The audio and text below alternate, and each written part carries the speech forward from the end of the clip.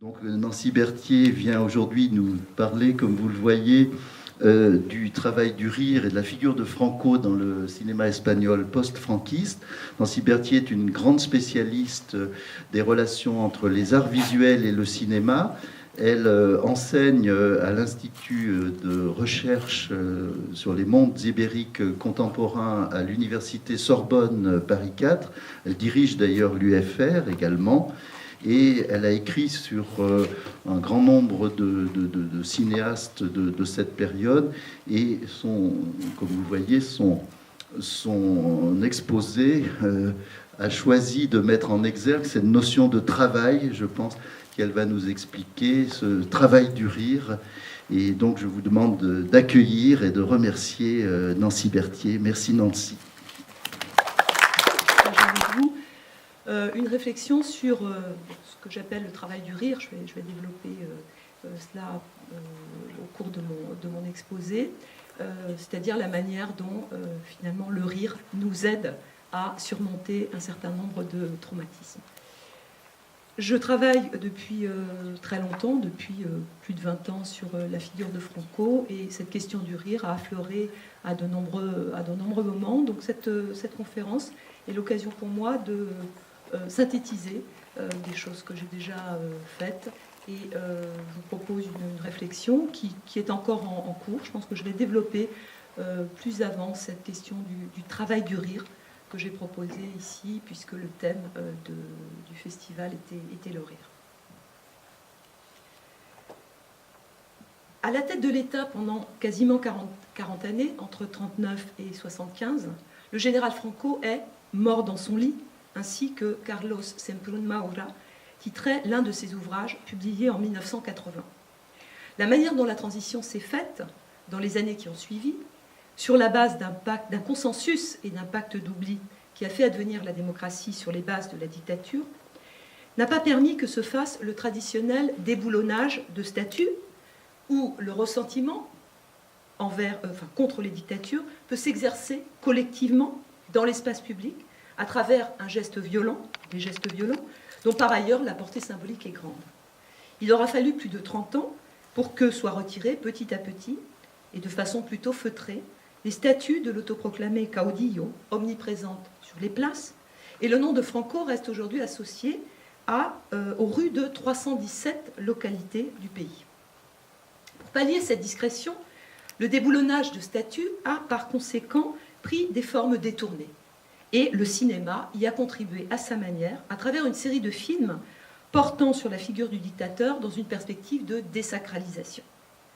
Spectacle a priori collectif,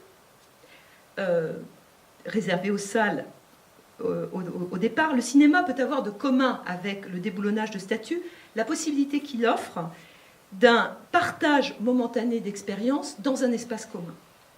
Dans les films réalisés sur Franco, le rire a représenté l'élément démystificateur par excellence, avec une intensité variable en fonction des périodes, allant du plus subtil humour jusqu'à un franc comique.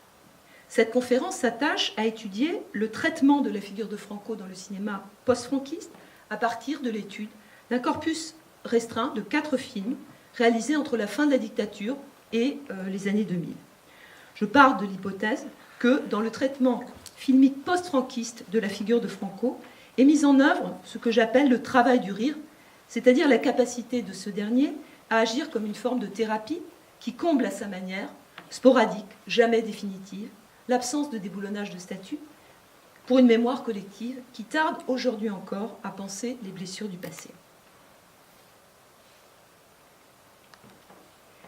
Dès la période de la guerre civile, lorsque Franco a réuni entre ses mains l'essentiel du pouvoir, s'est mis en place un véritable culte de la personnalité dont la fonction en temps de guerre était d'exalter la figure du leader. Loin de diminuer en temps de paix, ce culte s'est même intensifié et généralisé dans la période de l'après-guerre à partir de 1939, pour culminer à la mort de Franco le 20 novembre 1975 avec des funérailles grandioses dont l'objectif était d'en canoniser le souvenir solennel pour l'éternité.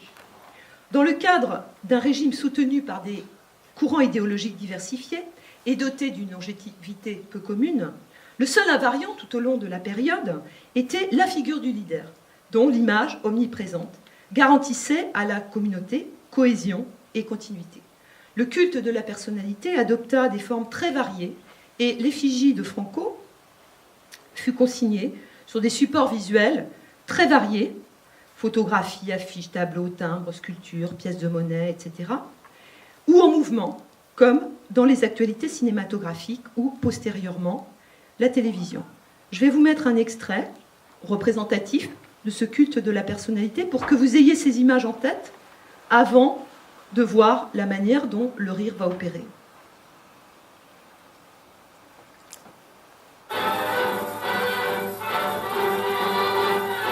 Alors, c'est un extrait des actualités cinématographiques de 1943, un extrait qui ressemble à beaucoup d'autres, où Franco fait un passage à Séville. El caudillo y jefe del Estado, durante su triunfal viaje por tierras andaluzas, presencia en Sevilla el desfile de la Falange y de 40.000 productores. Las camaradas ofrendan al caudillo los frutos de la tierra y las muestras de los trabajos de artesanía que tan justa fama gozan en todo el mundo. A continuación, desfilan los productores del campo con sus modernas maquinarias agrícolas, prueba del resurgimiento en España de esta importante fuente de la riqueza nacional.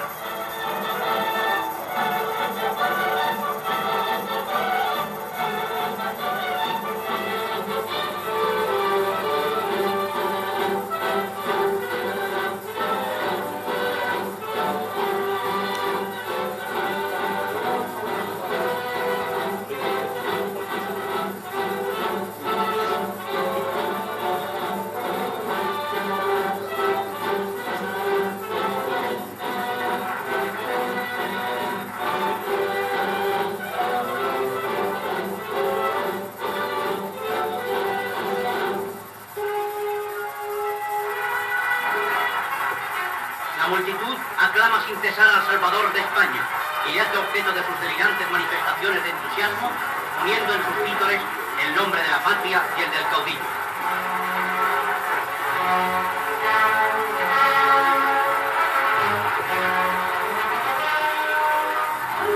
La ciudad de... Ces multiples images du leader, bien que variées tant synchroniquement que diachroniquement, étaient sévèrement contrôlées et se rejoignaient invariablement sur une dimension, le sérieux absolu de la représentation, y compris lorsque, à la fin de sa vie, certaines images le mettaient en scène dans des activités extra-officielles avec ses petits-enfants ou dans ses loisirs de pêcheurs, par exemple, ou de chasseurs.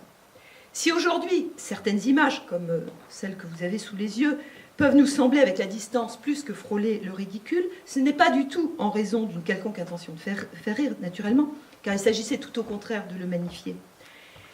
Mais c'est précisément ce caractère ampoulé de la représentation qui, au présent et avec la distance, peut paraître humoristique. Il n'en resta pas moins qu'à l'époque, comme l'a rapporté rétrospectivement Albert Boadella, dont je reparlerai plus tard, je cite, « Sa figure était toujours associée à une sensation de peur, et sa présence menaçante s'introduisait même dans l'intimité de l'espace domestique. » Boadella nous dit « Franco était un membre de plus de la famille, car son ombre ténébreuse planait constamment sur notre foyer. » De sorte que, si durant la dictature, le rire n'eut officiellement jamais droit de citer dans les représentations publiques du chef de l'État, il ne fut pas totalement banni, mais s'exprima sous des formes clandestines, comme les chistes, ces blagues très nombreuses, qui, sous Franco, comme dans la plupart des dictatures au demeurant, sont la réponse privée au sérieux étatique. Une forme souterraine et vivace de résistance et de transgression. C'est précisément dans la clandestinité des dernières années du régime que se situe le premier film que je vais présenter, Caudillo, un long métrage documentaire de Basilio Martín Patino.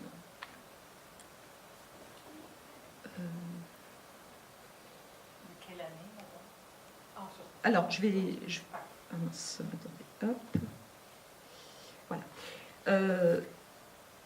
y revenir. Basilio Martín Patino, le réalisateur, né à Salamanque en 1930, est l'un des représentants de ce qu'il est convenu d'appeler la génération innocente, c'est-à-dire des individus dont le grand point commun est qu'ils sont nés au sein d'une structure politique qu'ils n'ont ni désiré ni choisi et qu'ils ne cautionnaient pas, mais qui détermina leur existence au quotidien. Elles sont nées soit juste avant la guerre, soit pendant la guerre, soit juste dans l'après-guerre. Ils n'ont pas pris part à cette guerre. Sa filmographie est marquée par une obsédante réflexion sur l'histoire récente de son pays, qui articule les préoccupations de toute cette génération.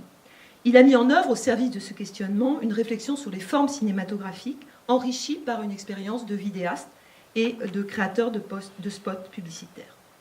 Caudillo appartient à une trilogie documentaire réalisée donc, dans les dernières années du régime, entre 70 et 75, dans la clandestinité, qui aborde le franquisme sous diverses facettes. Canciones para después de una guerra, c'est le premier des trois, qui est réalisé en 71, et qui se soldera par un scandale politique et une interdiction de sortie. Et puis Queridísimos Verdugos, 73, et enfin Caudillo, 74.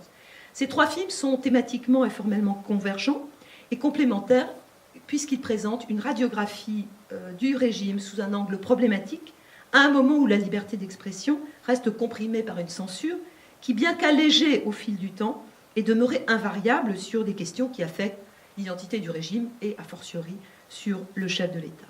Leur point commun réside dans le choix d'une esthétique de l'oblique, une formulation non frontale des critiques, en dépit de laquelle ils ne pourront pas sortir du vivant de Franco, aucun des trois. Sur les trois, Caudillo est celui qui va le plus loin dans la portée subversive, puisque sans détour, il prend pour objet l'artisan de l'identité politique du régime, qui en est devenu le fondement même, la personne de Francisco Franco. Donc, c'est quelques années avant la mort de son sujet que Basilio Martín Patino réalise ce long métrage qui fait date dans l'histoire des représentations de Franco, en proposant pour la première fois dans l'histoire du cinéma espagnol une représentation alternative, dissidente même, de la figure du général et par extension du franquisme et de l'histoire contemporaine de l'Espagne.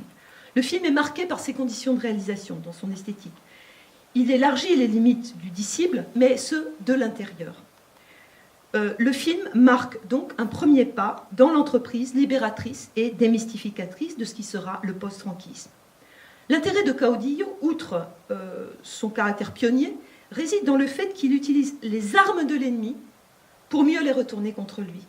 Il s'agit d'un montage d'images d'archives, donc d'archives de propagande, mais Patino fonde son discours alternatif sur une esthétique de la subversion qui les détourne subtilement au moyen d'un montage, tant visuel que sonore, qui démonte les mécanismes discursifs de la propagande franquiste pour mieux les critiquer.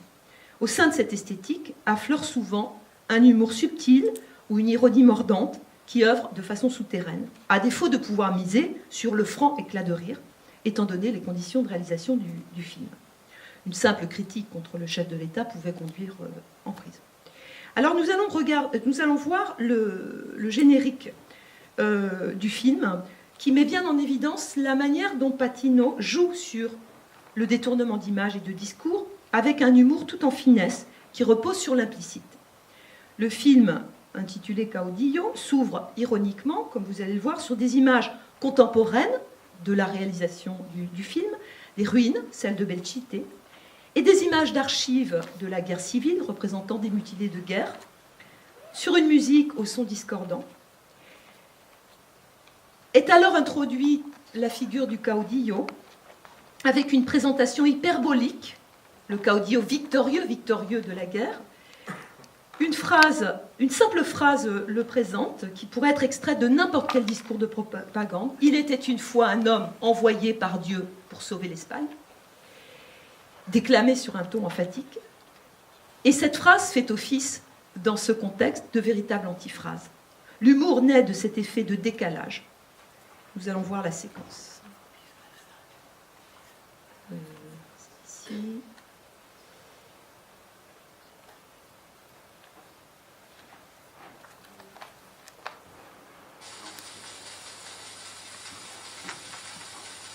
Donc les ruines de Belchite qui avaient été laissées en l'état comme témoignage de l'atrocité de la guerre.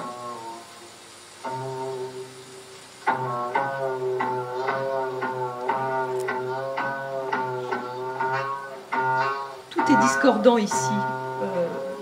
La caméra à l'épaule, caméra au mouvement incertain,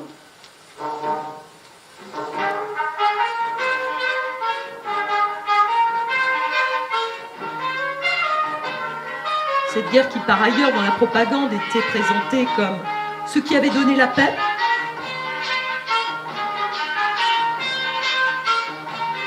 Pilier du régime, l'Église.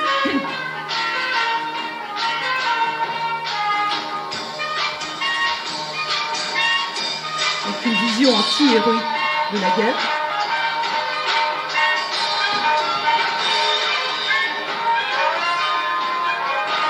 C'est un film qui n'utilise la voix off que de manière sporadique.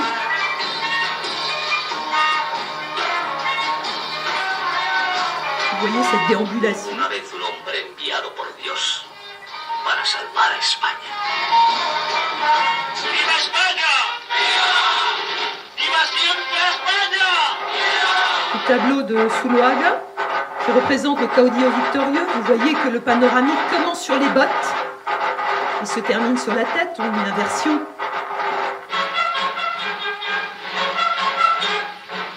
Puis un montage d'images, ce sont les images de la propagande, et qui insiste sur le caractère dictatorial. Je fais savoir, je leur donne.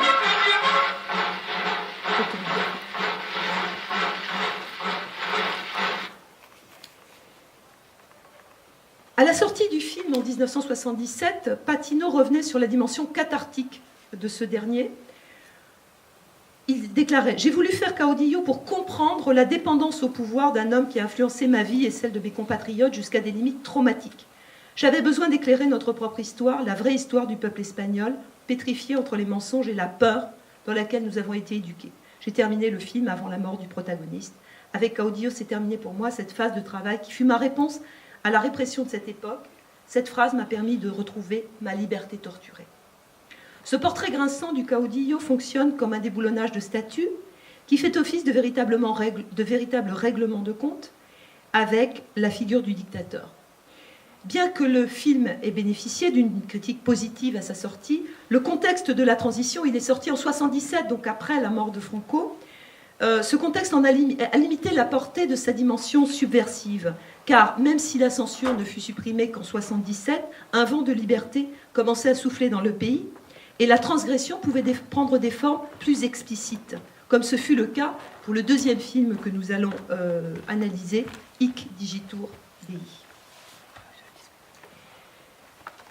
Hic Digitur Dei est conçu au moment de l'agonie du dictateur, donc en novembre 1975, mais réalisé juste après sa mort.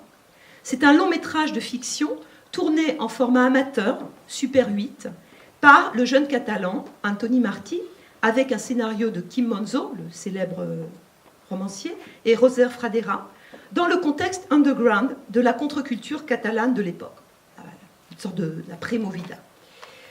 Sur une trame mélodramatique, le film raconte l'histoire de la jeune Yumeta qui, contre l'avis de son fiancé, décide d'aller travailler comme servante chez le Cabdil, alors c'est caudillo en catalan, afin de gagner l'argent nécessaire pour soigner son père malade atteint de pneumonie. Parallèlement à son histoire est racontée la mort de ce Cabdil et l'avènement de son successeur à la tête de l'État, un roi appelé Balthazar. La trame combine l'influence des radionovelas de Radio Madrid, dont le style est parodié, et l'univers visuel de la culture populaire de la presse de l'époque. Les photonovelas, les romans photos, les revues, la revue Hola par exemple. Derrière l'histoire de ce Cabdil, le spectateur ne peine pas à reconnaître l'histoire nationale et les récents événements de la mort de Franco. C'était une vraie fête, m'a rapporté Antoni Martí quand je l'ai interrogé sur les conditions de réalisation de ce film et de réception dans les cercles du cinéma underground de l'époque. Tout comme donc, avait été une fête son processus de création et sa réalisation dans laquelle avait été impliqué tout le petit monde de la contre-culture catalane de l'époque, avec, au-delà des scénaristes, des acteurs de théâtre célèbres, avec par exemple Maruja Torres, qui a un petit rôle, Montserrat Carulla, sans oublier les collaborations ponctuelles comme figurants des participations au Festival de théâtre grec 76. Une sorte de film de famille de cette movida catalane. La représentation à chaud de l'agonie et la mort de Franco adopte ici la forme d'un conte joyeux qui répond au concept de carnavalesque selon Bakhtin, fondé sur le principe subversif du monde à l'envers et sur son caractère joyeusement régénérateur qui représente, je cite Bakhtin, le correctif populaire du rire à la gravité unilatérale des prétentions spirituelles du pouvoir. Ce n'est pas hasard d'ailleurs si le film se termine précisément sur un grand carnaval où, ainsi que le précise l'intertitre, les sujets firent des fêtes et se soulevèrent à moitié. Tandis que défilent des images documentaires, des fêtes dans les rues, des feux d'artifice, des concerts publics, etc. Contre la solennité des images de la mort de Franco et de ses funérailles, condensées dans un dernier portrait officiel totalement idéalisé, Hic Digitur Dei se présente comme sorte d'histoire contrefactuelle qui opposait alors au discours de propagande sa fantaisie débridée.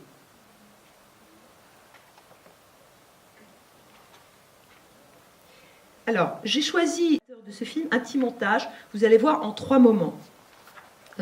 Donc d'abord un moment musical, pour que vous voyez l'atmosphère de cette contre-culture catalane, où au son d'un cha-cha-cha de Bobby Capó, Franco est montré comme un vieillard sénile.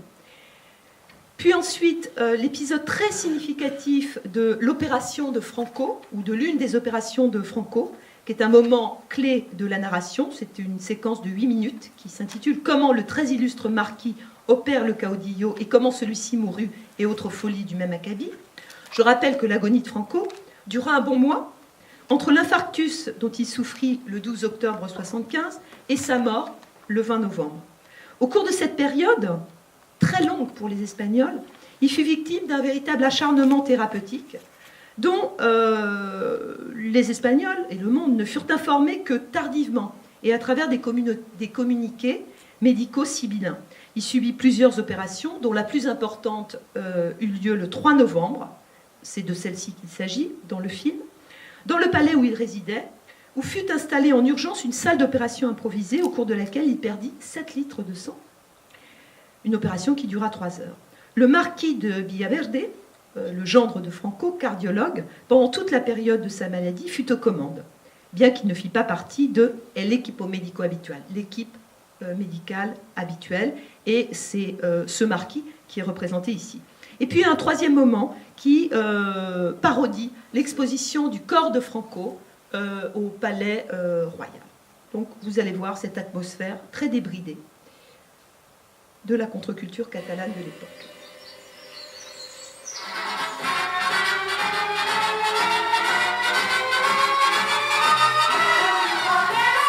Donc le marquis de Villaverde. Enfin, dans le film, il n'est désigné que sous le nom du marquis. Mais...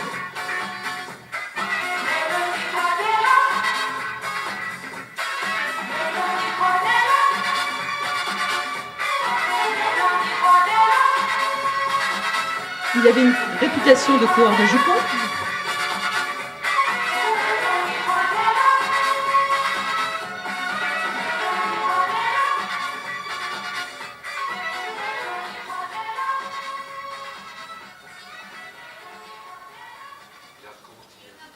Un fragment d'opération. Alors, la main de Sainte Thérèse de Santa Teresa de Jesus, qui a été à son chevet pendant toute son agonie, ici détournée, vous voyez le caractère carnavalesque de la représentation. Il a une tête de cochon.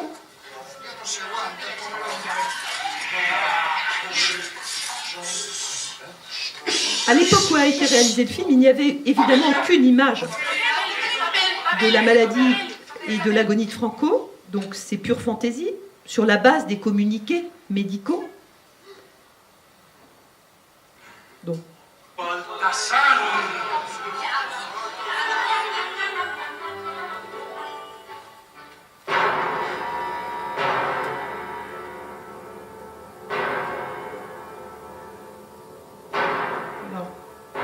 peut-être que tout le monde ne connaît pas les images de l'exposition du corps de Franco au Palais Royal. Ce sont des images très solennelles où le régime cherche à imposer dans les rétines, parce que ce sont des images filmées, un dernier portrait idéalisé. Para dar una vez más testimonio, de nuevo, del doloroso acontecimiento que invade y embarga al país. En el marco incomparable de la Capilla Ardiente, desde la que les hablamos a la vez que, con sumo respeto, asistimos al desfile incesante que tiene lugar en estos momentos ante el féretro, situado en la Capilla Ardiente, desde donde les hablamos a ustedes de nuevo en este programa especial que retransmitimos desde el marco incomparable que nos acoge. No solo a nosotros, sino, como ya se ha dicho, a la ingente cantidad de gente que acude a la Capilla Ardiente con la faz doliente en la Plaza de Oriente, desde donde nuevamente este programa especial que retransmitimos en directo para todos ustedes.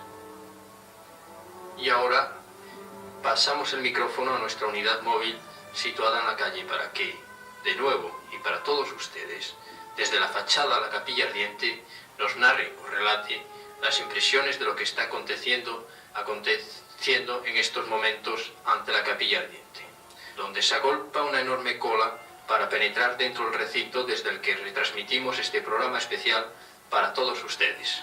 Manolo, Manolo. Sí. Manolo, cuando quieras.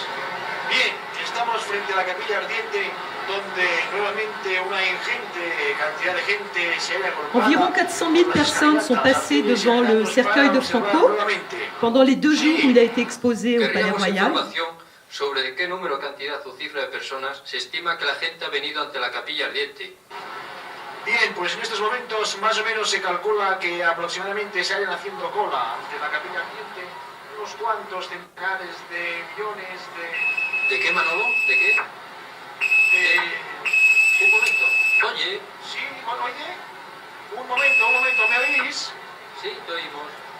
Bien, pues en estos momentos hablamos con el subjefe municipal de la Santa Cruz Roja. Díganos, señor Linares. Buenos días, señor Linares. ¿Ha tenido muchos casos de emergencia? ¿De emergencia? Sí, de emergencia.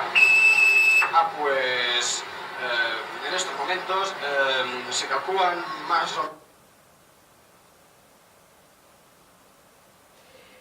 À l'occasion de la réalisation d'un autre film underground sur la mort de Franco, de la même époque, Testamento, Joan Martí, un autre cinéaste catalan, qui faisait partie d'ailleurs du même cercle et de la même génération qu'Antoni Martí et sa joyeuse bande, m'expliquait qu'il s'agissait alors de, je cite, « vomir la mort de Franco », d'expulser, je cite, « la nausée politique accumulée depuis tant d'années ».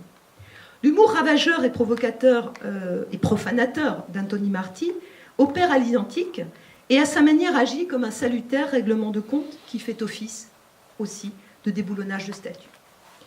Si à cet égard, Hic Digitur Dei était plus explicite et allait beaucoup plus loin que Caudillo dans l'utilisation de rire comme vecteur de transgression et donc de démystification au début de la transition, néanmoins le fait qu'il s'agit d'un film underground limita grandement sa diffusion, localisée à l'époque, et qui ne concerna tout au plus que quelques centaines de personnes. Il fallut attendre une bonne dizaine d'années avant que le rire démystificateur puisse s'épanouir à découvert dans le cadre d'un long métrage de fiction à diffusion commerciale à travers le long métrage Espérame en el cielo, Attends-moi au ciel, d'Antonio Mercero, qui est sorti en 1987.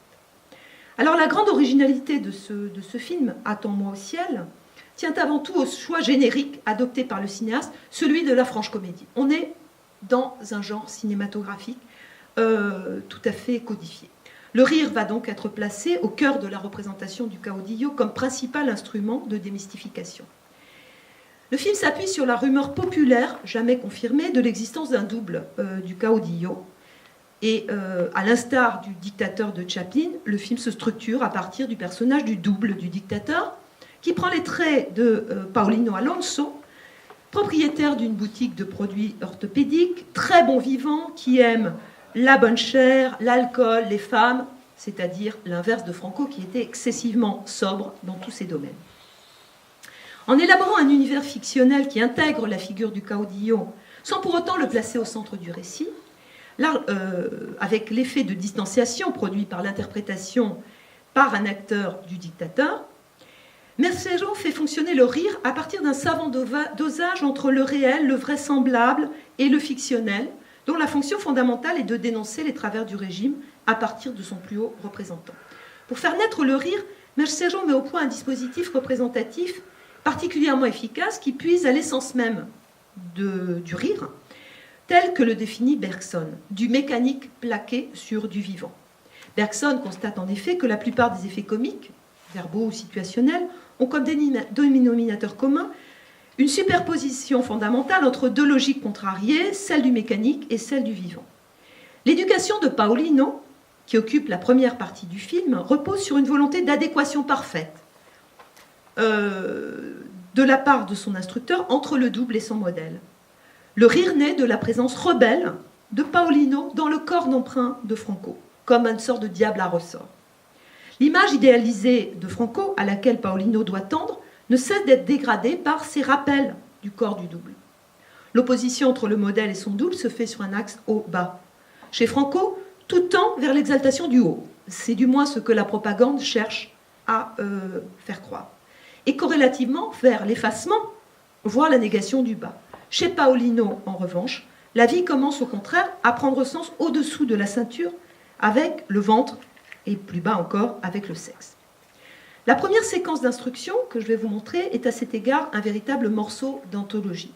Vous allez voir le camarade Cinsoles qui cherche à contraindre le corps de Paolino à se soumettre aux règles du modèle à travers un véritable dressage dont l'image la plus frappante et la plus drôle est certainement l'utilisation d'un système sophistiqué de poulies pour faire accomplir au corps paresseux de Paolino le salut fasciste avec une régularité d'horloge. Mais ce dernier ne cesse de trahir sa nature profonde que symbolisent un ventre et un arrière-train qui ne s'effacent pas. Alors, c'est ici.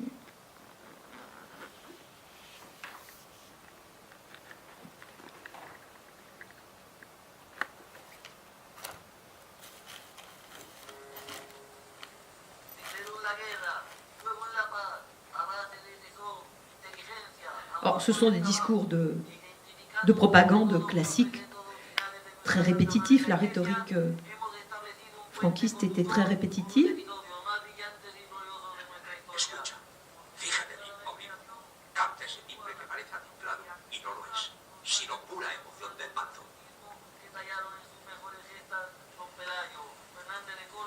Capte ce timbre. Regarde comme il marche. Son visage serein. Majestueux, toujours majestueux. Observe son pas naturel et exact. Et son visage plein de spiritualité. Moitié soldat, moitié moine. Observe encore avec attention, camarade. Tu t'inspires de son esprit? Oui, je m'en inspire.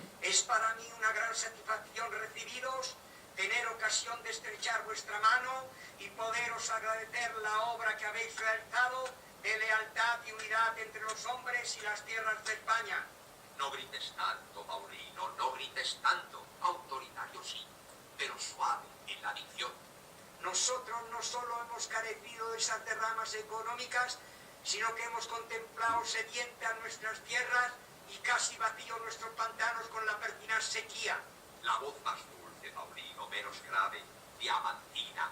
Eso es exactamente, diamantina. Aquí tenéis, Señor, en actitud de servicio como ofrenda a todos los hombres de España con su virilidad y su trascendencia, con sus troncos enhiestos y fuertes, sabedores de que sus jóvenes cuerpos son portadores de valores eternos. Ese brazo no puede estar quieto. Cada 5 segundos hay que alzarlo, camarada. Cada 5 segundos. Ce bras ne peut pas rester. Il doit être haussé toutes les 5 minutes. Así no, coño, majestático. He dicho majestático. Majestueux, j'ai dit majestueux. El culo hacia adentro. Así, hacia afuera. Desafiante. Vamos. Vamos.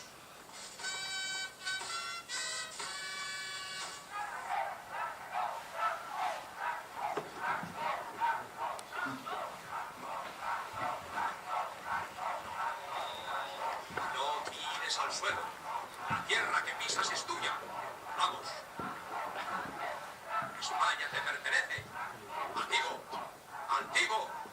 L'Espagne t'appartient. Hautain. Saludando, saludando.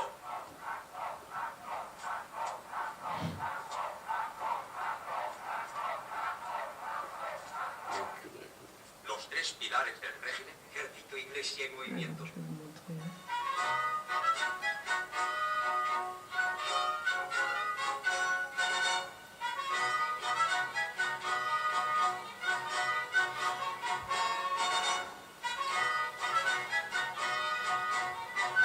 Bon, vous n'aurez pas vu la poulie, mais je voudrais tout de même arriver à la fin de mon exposé et vous présenter les autres films. Lors de la sortie du film, le réalisateur déclarait « J'ai pensé que 12 ans après la mort de Franco, le rire devait avoir un effet thérapeutique. Il s'agit pour lui, avec cette joyeuse fiction, de faire descendre le caudillo de son piédestal, de déboulonner à sa manière une si encombrante statue. En 87, la normalisation démocratique était une réalité qui s'était traduite 5 années auparavant par un signe indubitable de bonne santé, la première alternance politique due à la victoire des socialistes aux élections générales d'octobre 82. Le spectre de la violence militaire, qui avait tant de fois troublé l'histoire de l'Espagne, semblait également s'être évanoui avec le coup d'État manqué de Tejero, le 23 février 81, un coup d'État qui avait paradoxalement ressoudé la communauté nationale autour de la figure de son monarque, garant d'un avenir stabilisé. Antonio Mercero déclare rétrospectivement n'avoir subi aucune pression, ni même de protestation des héritiers de Franco, tant biologique que spirituelle, lors de la sortie du film, tout au plus, dit-il, quelques coups de téléphone anonymes, d'insultes, preuve pour lui de la maturité démocratique du pays. Il reconnaît néanmoins que le film n'a pas autant marché en salle qu'il l'aurait espéré. Bon, c'est un contexte de crise du cinéma, de la fréquentation des salles en Espagne, mais en revanche, le film a marché en vidéo. Il déclare, c'est en vidéo qu'il a fait un malheur, mais alors là, colossal. Comme quoi en Espagne, on aime toujours mieux rire de Franco chez soi qu'en public. Et ces nombreuses diffusions télévisuelles lui permirent d'investir les mémoires d'un public plus large encore. C'est un film très connu aujourd'hui en Espagne. En se privilégiant le support vidéographique et télévisuel, le spectateur intègre le film à son univers familier et souvent familial, au détriment de l'acte social que suppose le visionnement en salle. Comme pour le chiste, la blague, auquel il est si profondément lié, Espérame en el cielo fut donc plus appréhendé dans l'intimité de cercles réduits, la fonction thérapeutique du rire, dans son rapport à l'histoire se situant alors au point de rencontre entre le collectif et l'individuel. Cela étant, il s'agissait tout de même d'un humour plutôt bon enfant, à la différence du dernier film que nous allons aborder, Buen viaje excelencia. C'est encore le film d'un Catalan, Albert Boadella, qui est sorti en 2003.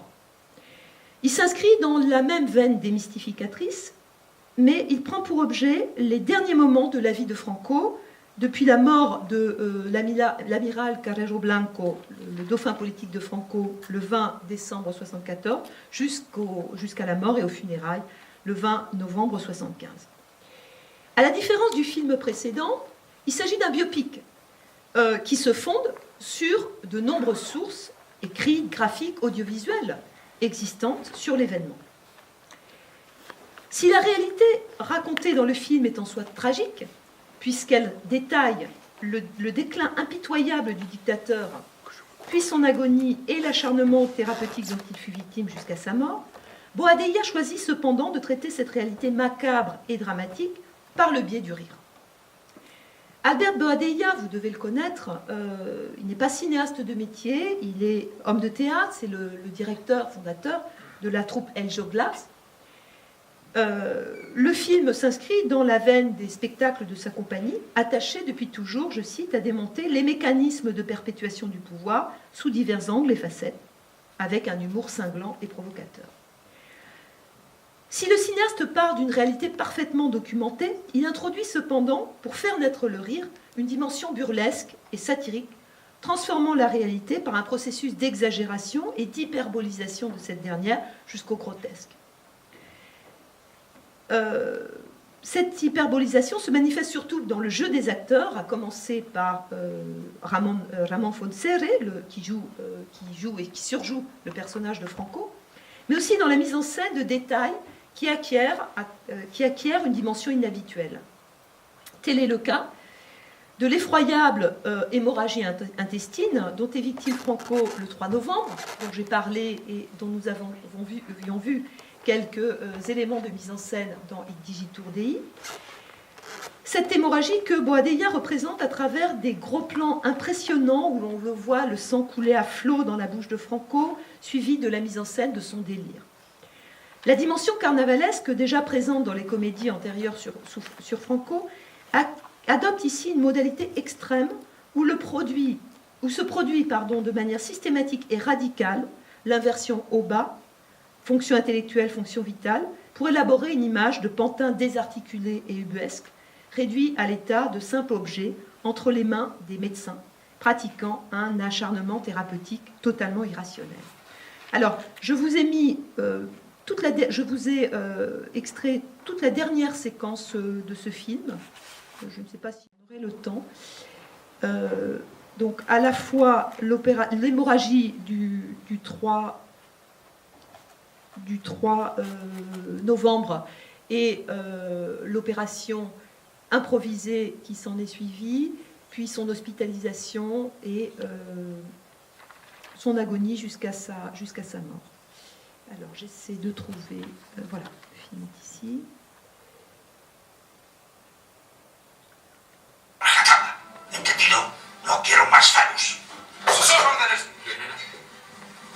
Élément de réalité, cette musique, par exemple, pendant l'agonie, la maladie et l'agonie de Franco, quand il est resté au Pardo, donc dans sa résidence principale, on faisait jouer des morceaux de musique militaire en permanence pour lui remonter le moral.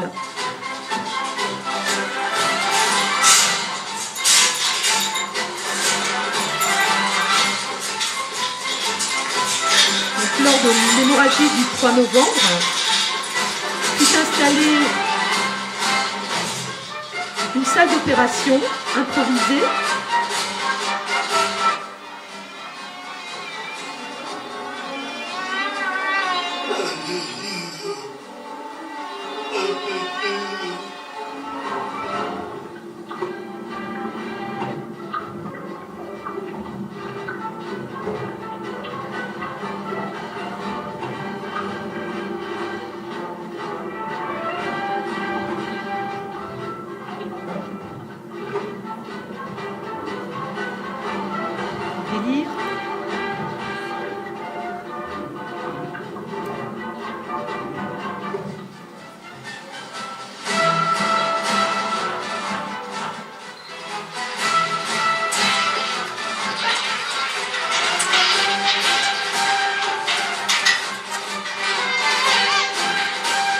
la fameuse main, la relique de Sainte Thérèse.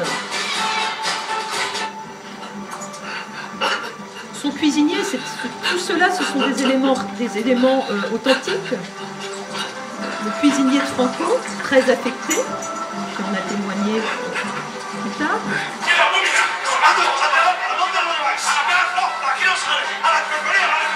L'impossibilité de faire passer par l'escalier la civière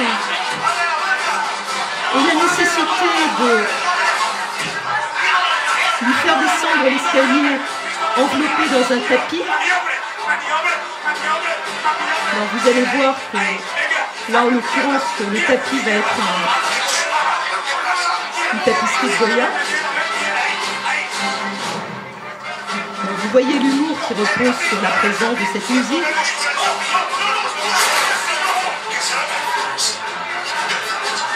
Rythme, hyperbolisation,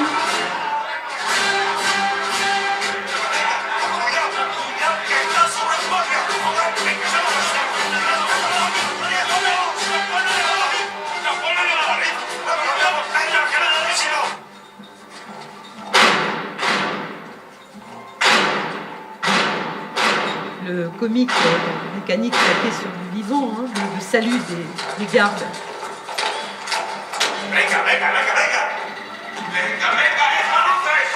La salle qui fut aménagée comme salle d'opération. Io vada, tu mi fai sicurare, sì. Attenzione. Bisturia elettrico. Preparato.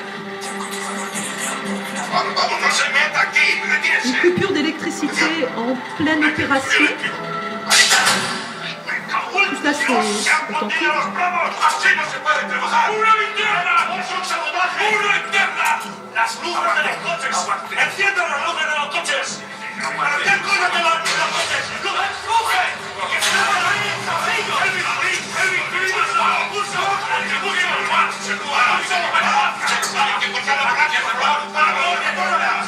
¡Esto se está llenando de borrachos!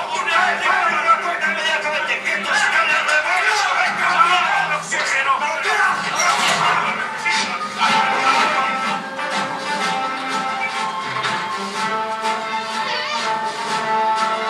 Ces éléments visuels qui introduisent le comique, l'opération en rythme. Que alguien les diga eso, se paren.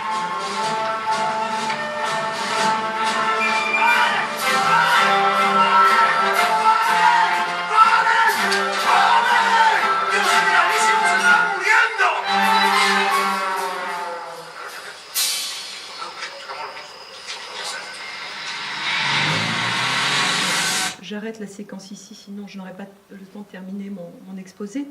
Boadella mise sur un humour noir et sarcastique pour déboulonner la statue du caudillo avec l'utilisation du rire qui doit avoir une fonction cathartique comme pour Mercero, mais dans une perspective et un contexte bien différents 20 ans après le film de Mercero. Celui de Boadella est conçu à un moment où une droite radicale menée par José María Aznar est fermement installée au pouvoir, faisant ressurgir les fantômes du passé et avec eux la conscience très forte que le règlement de compte avec la dictature et a fortiori avec son leader était loin d'avoir eu lieu. Les fantômes qui remontent. Boadella expérimente une sorte de retour du refoulé, à l'instar d'une partie de sa génération, qui refait émerger le sentiment d'absence de rupture radicale avec le passé dictatorial, symbolisé notamment par le fait que le dictateur soit mort de maladie dans la tranquillité de son lit, ce qui représentait pour lui un problème de conscience s'apparentant à ce que Henri Laborie a baptisé « inhibition d'action ». Il déclarait « Nous ne devons pas oublier que ma génération s'est avérée incapable d'avoir une attitude suffisamment énergique pour précipiter la fin du totalitarisme. Le dictateur a pris tout son temps pour s'éteindre et le complexe que nous en avons nourri a très certainement gravité sur notre génération de manière persistante. La manière de pallier cette frustration se matérialise souvent par une curieuse dualité. D'un côté, une certaine démesure dans la description du degré de perversité du dictateur et de son régime, et de l'autre, la création d'une légende selon laquelle ce fut notre génération qui décida de la fin du franquisme. La réalisation de Buenviaje et le rire qu'il place au cœur de sa fiction sera la forme sui generis qu'il choisit pour précisément, je le cite, pallier une telle frustration. Montrer dans un long métrage les détails de cette longue agonie, c'est chercher à effacer dans les mémoires le récit officiel de la belle mort que le régime avait tenté d'imposer. S'attacher méticuleusement à la description de cet acharnement thérapeutique constitue une sorte de revanche, a fortiori en le représentant comme une véritable scène de torture orchestrée par des proches, obsédés par une survie sans égard pour des souffrances qui n'inquiétaient guère au demeurant que sa fille. Le recours au rire était dans cette perspective absolument indispensable car le risque, en abordant cet aspect dramatique de la vie de Franco, était la compassion et une possible empathie du spectateur avec lui. Boadella raconte que lors de sa visite au Pardo, donc la résidence de Franco, l'éloquence du guide avait fini par lui inspirer, je cite, un sentiment de compassion à l'endroit de l'odieux tyran, de telle sorte que le rire fit partie des stratégies mises en œuvre par Boadella pour instaurer une distance et faire contrepoids. Ce rire dont Bergson souligne l'insensibilité et qui définit comme quelque chose, comme une anesthésie momentanée du cœur. Je vais conclure très rapidement parce qu'il y a d'autres conférences qui suivent. Simplement en disant que nous avons vu combien les films ici considérés extraits d'un corpus plus large démontrent chacun à sa manière, à différents moments qui renvoient à des contextes et à des postures différentes, le caractère problématique de la représentation de la figure du dictateur Franco, au-delà du discours officiel qui avait tenté de consigner une image pour l'éternité. Le rire qui opère à chaque fois comme un déboulonnage de statut change de forme, de valeur et de fonction au fil du temps, mais il n'a toujours pas perdu sa vigueur, comme en témoignent ces dernières images que je vais vous montrer, qui sont, alors ce ne sont pas des films de cinéma, mais des clips vidéo, extraits d'un programme quotidien, El Intermedio, qui, à intervalles réguliers, détourne avec humour les images solennelles de l'annonce de la mort de Franco, comme une sorte de salutaire rituel. Alors je vais vous montrer deux de ces détournements parodiques, mais ces détournements parodiques interviennent très régulièrement. L'Intermedio, c'est un programme quotidien, c'est un peu l'équivalent de ce qu'avait été le petit journal, et cette image est désormais très connue, ces détournements parodiques sont désormais très connus, et je dirais presque attendus, par un public qui a besoin de ce petit rituel comique.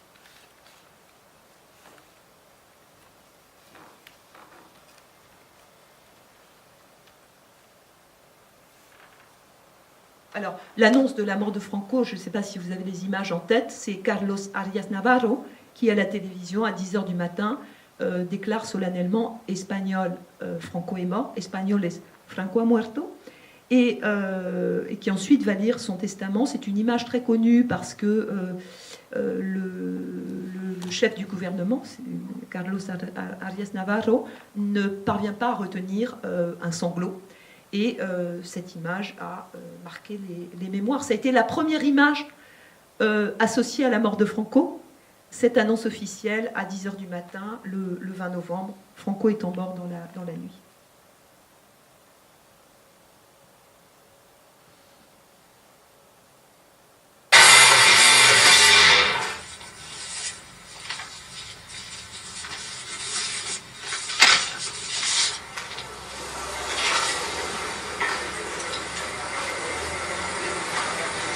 Une image très solennelle. Il y a une seule prise, il n'a pas voulu qu'il y ait deux prises. Españoles.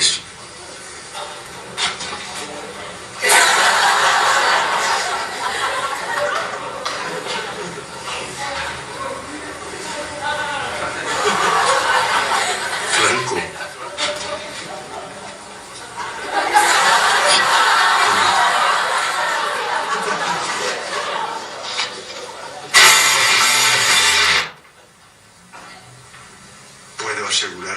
Je peux vous assurer que pour vous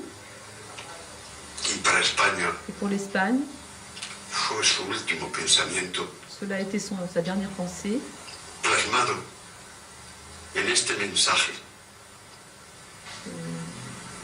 consignée dans ce message.